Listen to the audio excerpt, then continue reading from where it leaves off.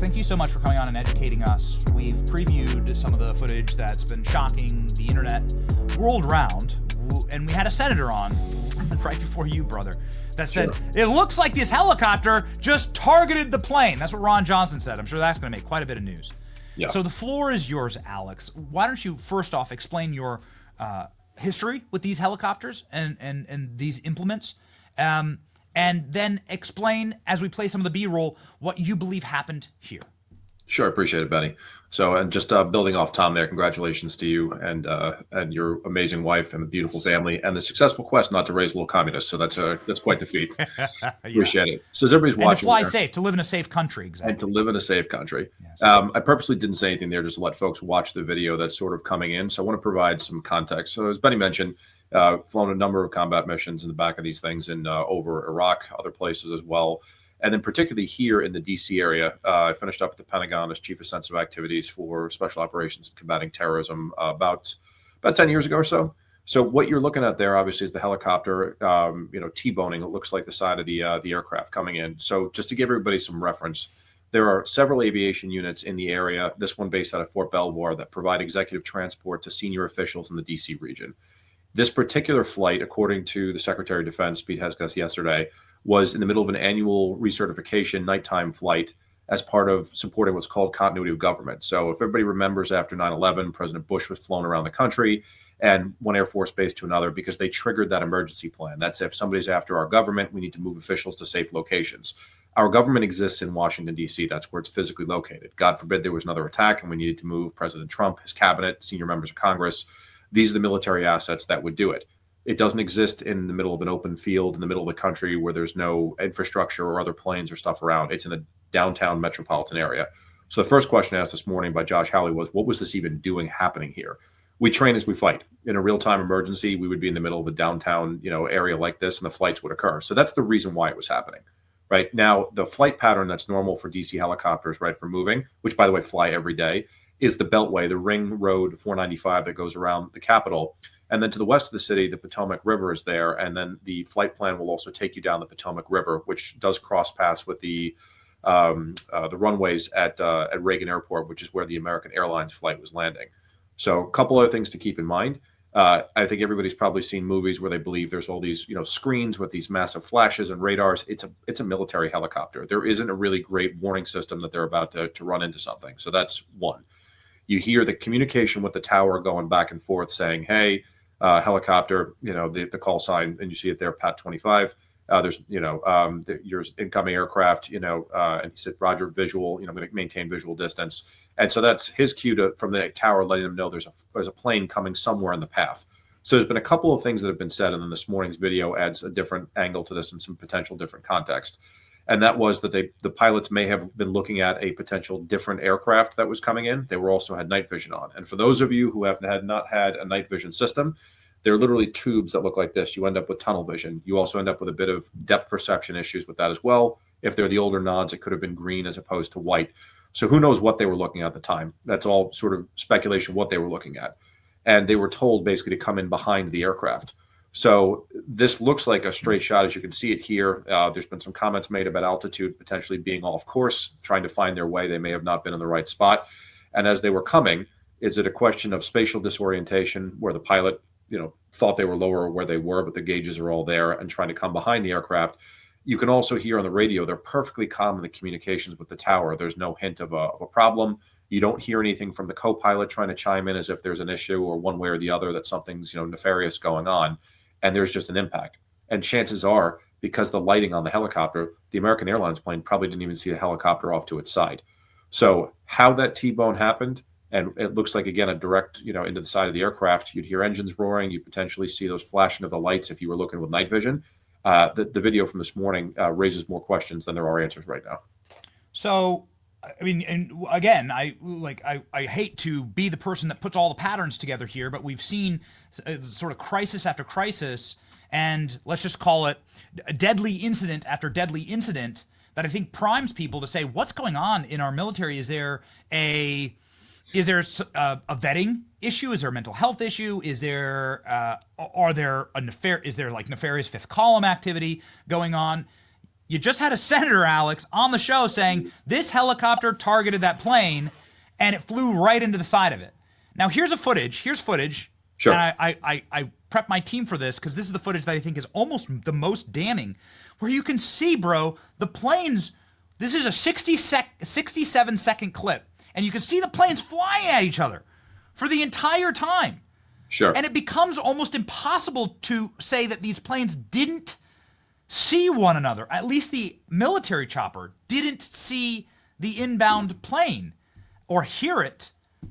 And so it just raises some very dark questions, man. Well, I think you raised a couple of points because there's been, a number of incidents lately. The terrorist attack we saw in New Orleans, from a veteran there was absolutely somebody who had been indoctrinated as a terrorist afterwards, radicalized and conducted the attack.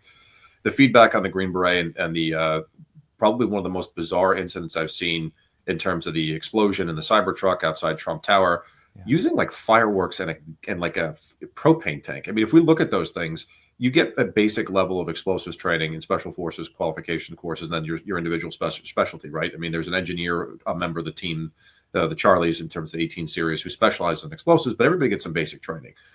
Anybody who's done basic explosives would know that the crap that was put in the back of the Cybertruck is not going to do any damage. It's not going to actually, it's not a bomb per se in that sense, right? You're missing a main explosive charge with something there. That guy had some serious mental health issues that came out afterwards. So you have one terrorist incident. This one appears to be mental health. In this particular case with the pilots, I mean, the explanation sort of going into it, perhaps tunnel vision, looking at the wrong, plane coming up to it, where there's a harder time. And I think, that was the senator's sentiment is, as you get closer, right? Okay, I missed the aircraft at first. I'm looking at the wrong one and everything else.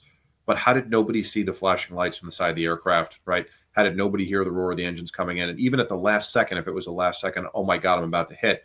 There doesn't appear to be in the video any movement to take evasive maneuvers from the helicopter itself. So that's where the major question point is right now. What was transpiring inside that aircraft at that moment that they didn't see it when it was, that close in front of them, that neither the pilot or co-pilot were looking out the windshield to see that, and the crew chief didn't see it either. Unless there's communications they haven't released that suggest that the pilots, or the crew chief saw it and didn't react, that just leaves more questions than anything else right now.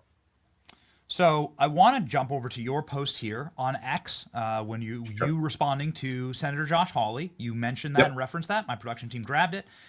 This is something that President Trump has been saying, and he said again this morning, the helicopter was not where it was supposed to be. Yep. The helicopter was too high. It wasn't on a approved pathway. The commander-in-chief is saying this helicopter should not be there. But you're saying that this was a training operation and that actually it was certified to be there. Who's right here? So both, actually. So Pete Hegseth yesterday said it was a continuity of government operation annual training certification flight. So the flight was supposed to be taking place. They were moving down the river, but they were a half mile off course, according to the president's tweets, I think, that were out, and also 400 feet in the air when the ceiling is supposed to be 200. So they were outside of whatever their approved pattern was. And if you look at the flight map, at one point, if I may, Alex, yeah, I'm sorry, I don't have a habit of interrupting, but no, go ahead. What the hell, man? Why then? Why? How is that possible? How could you be twice the height that you're supposed to be flying? And you said veering quite radically off course. Yeah. How would that be? How is that permissible? Excellent question. So, I mean, you have to take a look at a few things, right? So illumination, was it dark where they were? Did they move up in the air because they were afraid they were going to hit something? What I haven't seen, so we've all seen the flight pattern. What I haven't seen is an elevation change to see if it went up or down at any point. That's the one piece of data that's missing. So were they flying that the whole time when they weren't supposed to be? And right before that, there was a rapid movement across the river over a period of land, over a piece of land. And the river is the visual check mark for most of the pilots to let them know that they're on course when they're flying over, right? And you can see the lighting here, right? It's not pitch black at the time it took place. And it's also in a fairly, dense urban environment. You can see the lighting in the background there across the river. You can see it. You see the plane in the foreground. So it's taken from DCA facing outbound towards the other Maryland side of the river, towards Maryland, towards what's actually Bolling Air Force Base, the headquarters of the Defense Intelligence Agency, is right off the coast there. So as it's coming in and it hits the side of the aircraft, it's not pitch black. So again, the questions you raised need to be answered, because why were they that high? Why were they off course? How did nobody see it right before it hit the aircraft? And again, even if you were off course and if you were looking at the wrong aircraft on approach, trying to swing behind it, how at the last minute, there's no evasive actions being taken there. Like, as you can see it, we'll let it play again because it's in the background. watching the helicopter coming straight across there on the left, right into the side of the aircraft. Yes. There doesn't appear to be any movement to show that the helo was taking an evasive action. So either the pilot, again, wrong, thinking that they were going to be able to swing behind it and the plane was moving faster than it was, but it's still exceptionally close. And, it doesn't explain no evasive action at the end. I want to establish just one more time Yep. your pedigree, because you have been in war zones. You've flown on these birds in war zones. In Iraq, in Afghanistan, you've been fired upon inside of these instruments by the United States military are created and designed in order to keep you flying and in order to keep maneuverability and the capacity to evade any type of an RPG, a missile that is shot at you. Like, these are sophisticated pieces of equipment. Am I correct in that assessment? You are. The pilots can take immediate evasive action, and just a move in the stick, and they're able to move the aircraft any direction they want. It's clear they're on a straight line flight path from what's in that video. It's like quick, like they could hover. I mean, you could be going forward and you could almost hover almost instastly. Is this correct? You could up or down. You could move up or down very quickly. Yes. Yeah, and you'd see the nose of the aircraft would come up or the airframe would come up a little bit, and it would stop, and then it would hover, it would bounce on its rotors a little bit. You don't see sort of any of that. You don't see the tail kicking left or right as if it's trying to turn. You don't see it pitching or yawing in any direction, trying to move. It's just a straight line. So I mean, what it says is there's a couple of theories you can run down. Again, right now we got more questions than we have answers to, but did they really not see it, and how did nobody see that coming into it, or was there something else that took place inside that aircraft? And right now we don't have the data to answer that. Man, I guess watching this chilling footage and living in DC, and I know you've lived in DC. At least it's a gallows observation, but at least it didn't happen over.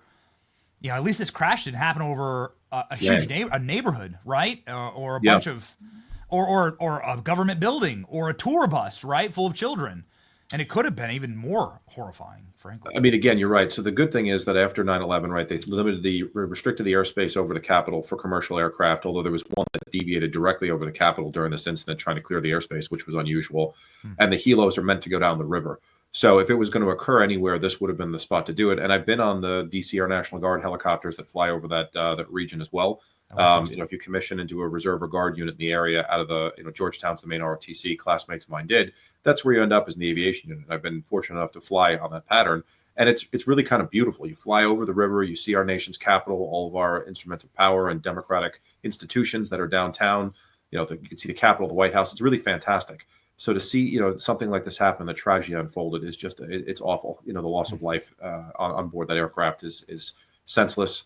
And I mean, it's very clear something went wrong, because folks will say, oh, it was, why were you training there? We train as we fight, if that's going to happen. Do training protocols need to be looked at? Absolutely. Or flight protocols to see what happened. But at the end of the day, we still need to be able to move people. And our adversaries in the event of an attack are not going to, hey, guys, can you hold up on the terrorist attack? Or, hey, let us wait 20 minutes to clear the airspace. Like, that's not realistic. It's not going to happen. So these flights are going to need to start again. So somebody's going to have to get to the bottom of this and find out what the hell happened.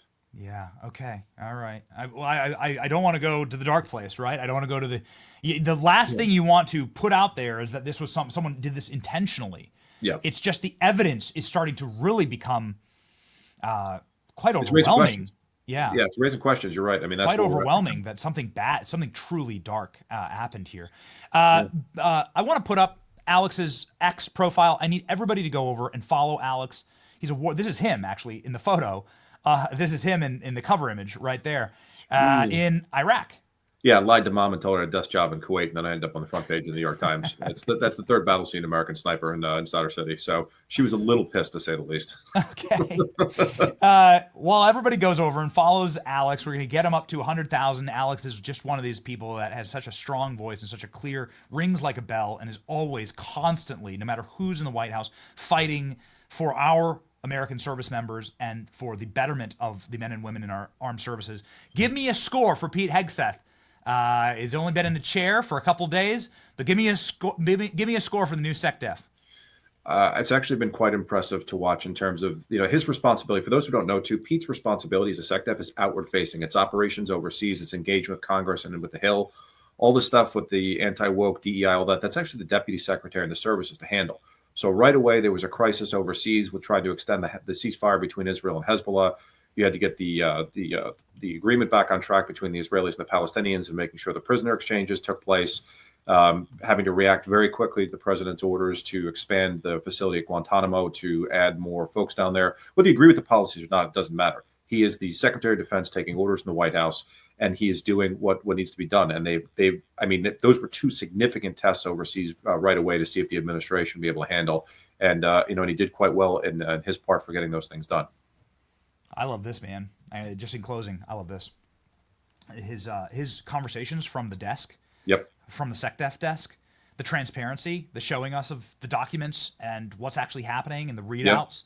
Yep. Man, it's so, based on what we've just been through for the last 4 years, where it feels like we've just been perpetually lied to, or at least obfuscated by the Department of Defense and those in our government.